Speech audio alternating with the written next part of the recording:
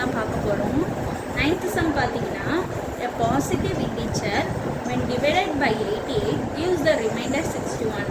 What will be remainder when the number is divided by 119 அப்படின்னு கேட்டிருக்காங்க.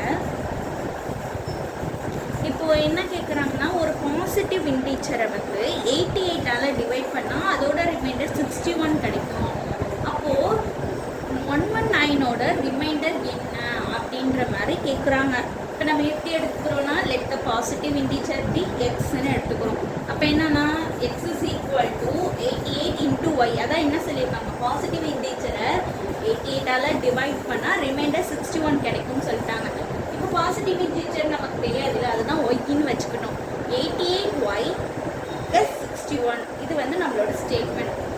இப்போ next என்ன கேட்டிருக்காங்க, gives the remainder 61ன்னு கொடுத்துருக்காங்களா. ஸோ இப்போ நம்ம அதோட ஆன்சர் கண்டுபிடிக்கிறதுக்காக 61 வச்சு நம்ம பண்ண போகிறோம். இங்கே ஏன் நம்ம 11 எடுத்துருக்கோம்னாக்கா, 88ஓட மல்டிபிள் என்ன 11 தானே. ஸோ அதுக்காக தான் வந்துட்டு 61 is equal to 11 into 5.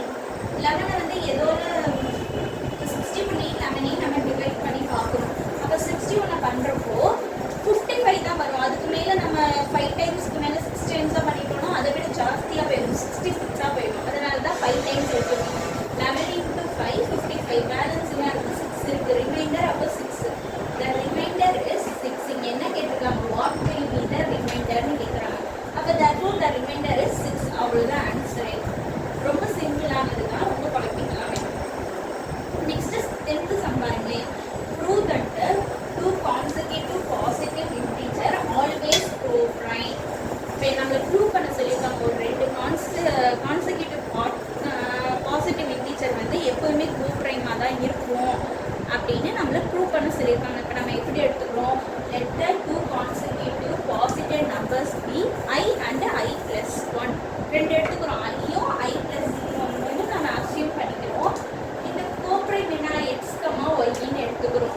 அது என்ன, ஃபேக்டர் ஆஃப் 1 நம்ம போட்டுக்கிறோம். x, y ஃபேக்டர் ஆஃப் 1ன்னு வச்சுக்கிறோம்.